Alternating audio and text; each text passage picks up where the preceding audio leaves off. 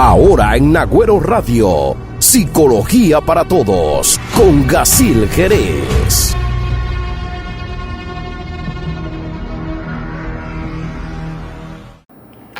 Hola a todos, espero que se encuentren súper bien. Bueno, en el día de hoy vamos a hablar sobre un tema obligatorio en el mes de abril, porque abril desde 1998 en nuestro país fue declarado el mes de la prevención del abuso infantil. Entonces, en el día de hoy yo les vengo a hablar del abuso sexual infantil y ustedes dirán, ¿y por qué sobre el abuso sexual? Bueno, elegí este tema que es un tipo de abuso infantil porque por los mismos mitos que nos envuelven como sociedad. Es uno de los tipos de abuso infantil menos tocados. Entonces vamos hoy a hablar un poquito sobre este tipo de abuso infantil. Entonces, lo primero es hablarle de cifras para que comprendan la gravedad del asunto. Decirles que, según las estadísticas a nivel mundial, de cada 5 niñas, una es abusada sexualmente, o de cada 5 mujeres que usted conoce, una fue abusada sexualmente durante su niñez, y de cada 10 hombres, uno fue abusado sexualmente durante su niñez. O sea que estamos hablando de unas cifras realmente alarmantes. Entonces, decirles que cuando hablamos de abuso sexual infantil, estamos hablando de todo acto de manera no voluntaria, es decir, obligatoria, que se induce al niño a hacer por parte de un adulto y que tiene algún contenido sexual, de carácter sexual. Entonces, en este punto es importante decirles que los niños son convencidos mediante manipulación, mediante soborno y hasta abusando muchas veces de la propia ingenuidad del niño o de la niña. Entonces, yo sé que ustedes se preguntarán, ¿quiénes son los potenciales abusadores? Contrario a lo que pudiéramos pensar, los potenciales abusadores de los niños y las niñas en este tema son las personas cercanas al niño, a la niña y a la familia. Y como muestra de esto está que, según las estadísticas, de cada 10 casos, 8 han sido de personas vinculadas a la familia que han cometido el abuso sexual en el niño o en la niña. Entonces, son unas cifras que realmente preocupan. Entonces, vamos a aclarar qué cosas podemos considerar nosotros como abuso sexual infantil. Bueno, lo primero que puede ser considerado es el toque de los genitales del niño o de la niña. Ese es el primer punto.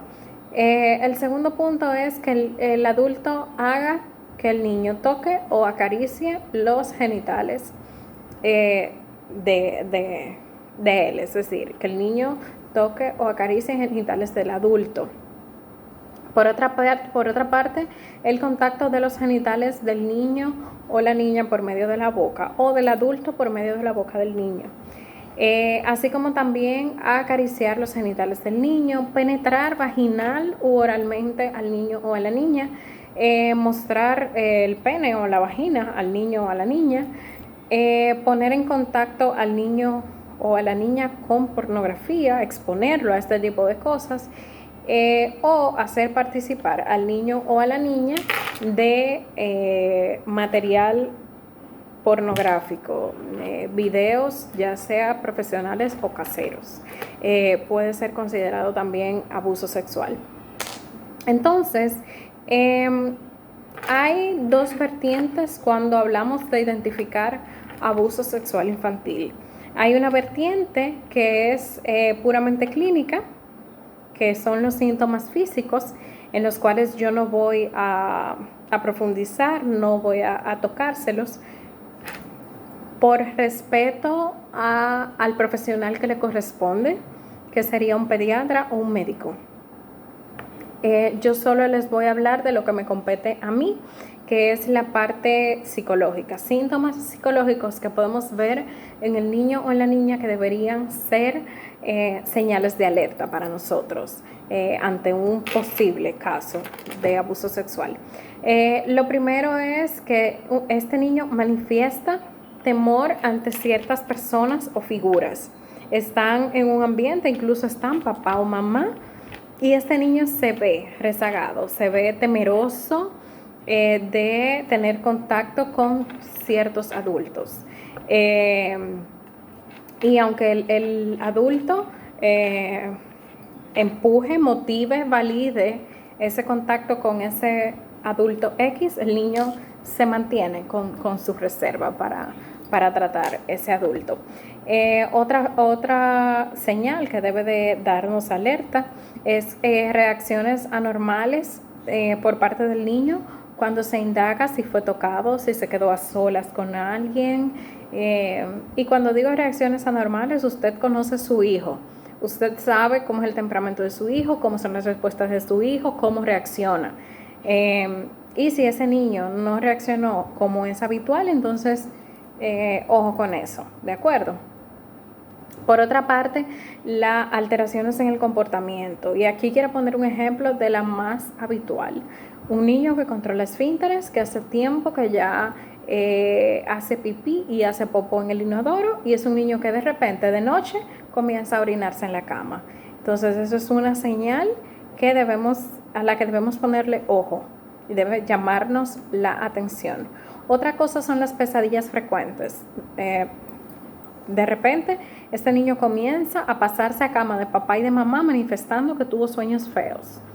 Entonces, no es que solo por esto debemos pensar que el niño está siendo abusado sexualmente, sino que esto pudiera llamarnos la atención. Entonces, combinar esto con otra señal de alerta podría ser la verdadera y gran señal de alerta para nosotros, ¿de acuerdo?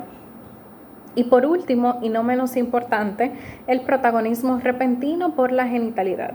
Y cuando hablo de esto, me refiero a que es un niño que para su edad está manejando información sobre los genitales y dándole una importancia a los genitales que no debería. Estoy hablando de un niño que comienza a rozar genitales contra objetos o contra personas, que comienza a hablar de los genitales de una manera que usted sabe que ni usted le ha enseñado en su casa, ni el niño ha aprendido en la escuela, y a tener aproximaciones a nivel de genitales y toques que no son comunes para la edad del niño. Entonces, ahora yo sé que ustedes están preguntando, ¿y qué yo debo hacer si el niño me confiesa que fue abusado?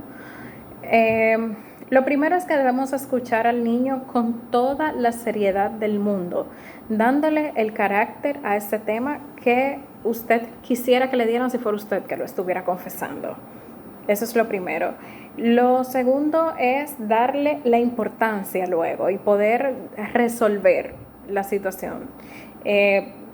No echarle en saco roto, porque ese niño tuvo la valentía de confesarle a usted cuál es la situación que está viviendo. Probablemente ese niño no vaya a hablar más de ese abuso y tuvo ese momento de coraje, de valentía, de hablar del tema. Entonces, dele usted la debida importancia que merece, para que de esta forma el niño sienta que con usted tiene la protección, con usted tiene la seguridad que él andaba buscando y que no se equivocó al elegirlo a usted para confesarle este tipo de cosas. Por otra parte, es importante escuchar los motivos por los cuales este niño no nos confesó antes este abuso. En vez de señalarlo, ¿por qué tú no me lo dijiste antes? ¿Por qué tú no hiciste tal cosa? ¿Por qué? No, vamos a escuchar los motivos por los cuales este niño no confesó este abuso antes y vamos a hacerlo sentir validado, vamos a hacerlo sentir entendido, para que el niño pueda tener la apertura con nosotros de poder darnos más información al respecto y nosotros poder resolver la situación de una manera óptima. Y yo creo que es muy importante también expresarle reconocimiento al niño, validar la valentía que tuvo de poder confesar eso, porque la verdad es que, como yo decía en un post ayer o antes de ayer, si para un niño es difícil decirle a un papá cuando sacó una nota bajita en la escuela, imagínense lo difícil que debe ser confesar que está siendo abusado. Eso debe ser muy difícil para un niño. Entonces vamos a validar las emociones de ese niño. Vamos a hacerle sentir que nosotros comprendemos el temor que él tiene y que nosotros estamos con él y que somos nosotros la figura de protección para ese niño. Que ese niño sienta que eligió una persona adecuada para contarle esto y que nosotros le vamos a dar la solución que él está esperando a esta situación y la protección que él necesita. Y por último, y no menos importante, este niño, luego de esta confesión y de esta conversación con el niño, debemos llevarlo a un pediatra para que este profesional valide que no hay ningún tema físico, que no hay ninguna repercusión a nivel físico por medio de un examen. Y también visitar un psicólogo para que éste pueda acompañarlo en un proceso terapéutico, para que pueda trabajar la parte del abuso que este niño estuvo sufriendo hasta este momento. Creo que les condensé bastante el tema, que traté de abarcar los puntos más relevantes. Espero haber podido responder muchísimas inquietudes que ustedes tuvieran con respecto a este tema. Quiero hacer un llamado a todos y a todas. Si usted conoce algún niño que presente alguna de estas señales de alerta, por favor no las pase por alto. Hay muchísimos niños esperando que un adulto los acoja y les haga sentir protección y les haga sentir entendidos. Entonces, si usted puede ser ese adulto, hágalo y cambie la vida de ese niño. Un abrazo enorme. Sigan en casa, que en casa es que estamos a salvo. Nos vemos pronto, ya con otro panorama y otra situación. Estoy segura de que así será. Bye. Hasta aquí, Psicología para Todos, con Gacil Jerez.